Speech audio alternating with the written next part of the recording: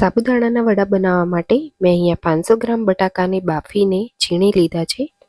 500 ગ્રામ બટાકાની સામે તેના અડધા એટલે કે 250 ગ્રામ સાબુદાણા લીધા છે। સાબુદાણાને મેં લગભગ 5 થી 6 કલાક જેવા પલાળીને રાખેલા। તો આ પલાળેલા સાબુદાણાને પણ આપણે બાફેલા બટાકા જોડે ઉમેરી દઈશું।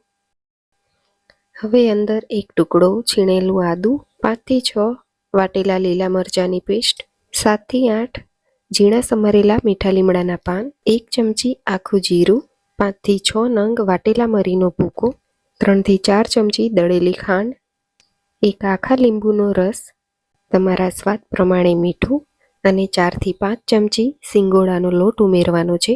અહીંયા સિંગોડાનો લોટ ઉમેરવાથી વડા છે એ છૂટા નહીં પડી જાય। લગભગ 5 થી 6 ચમચી જેવો શેકેલા સિંગદાણાનો ભૂકો ઉમેરવાનો છે। હવે આ બધી જ વસ્તુને આપણે મિક્સ કરી લેવાની છે। તો બધી જ વસ્તુ બરાબર મિક્સ થઈ ગયા પછી આપણે એકદમ ઝીણી સમારેલી કોથમીર ઉમેરીશું।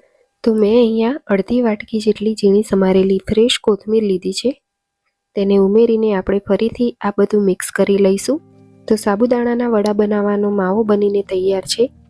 આપણે બંને હાથે તેલ લગાવી લઈશું અને હવે થોડુંક મિશ્રણ હાથમાં લઈને રાઉન્ડ શેપ આપીને આપણે તેને પ્રેસ કરીને વડા થેપી લઈશું। તો તમે જોઈ શકો છો કે સાબુદાણાના વડાની થિકનેસ આપણે આ રીતે રાખવાની છે। બધા જ વડાને આપણે આ રીતે તૈયાર કરી લઈશું। હવે વડાને તળવાના નથી, શેકવાના છે। તો મેં અહીંયા અપમ પેનનો ઉપયોગ કર્યો છે। તો અપમ પેનની અંદર આપણે ઓઇલ ઉમેરી દેવાનું છે અને આ રીતે તેને સ્પ્રેડ કરી લેવાનું છે। હવે બધા જ તૈયાર થયેલા સાબુદાણાના વડામાંથી એક આપણે આ રીતે ઉમેરી દઈશું। હવે ઢાંકણ ઢાંકીને 5 થી 6 મિનિટ સુધી આપણે સ્લો ટુ મીડિયમ ફ્લેમ ઉપર આ વડાને ચડવા દેવાના છે। લગભગ 5 મિનિટ થઈ ગઈ છે। તો સાબુદાણાના વડાને આપણે પલટાવી દઈશું। હવે ફરીથી તેને ઢાંકણ ઢાંકીને બીજી સાઈડે પણ ચડવા દઈશું। તો આ રીતે બંને સાઈડથી આપણે સાબુદાણાના વડાને પલટાવીને શેકી લેવાના છે। તો અહીંયા તમે જોઈ શકો છો કે સાબુદાણાના વડા બંને સાઈડથી એકદમ સરસ રીતે ચડી ગયા છે। તો એકદમ ઓછા ઓઇલમાં બનતા આ સાબુદાણાના વડાનો ટેસ્ટ પણ ખૂબ જ સરસ લાગે છે।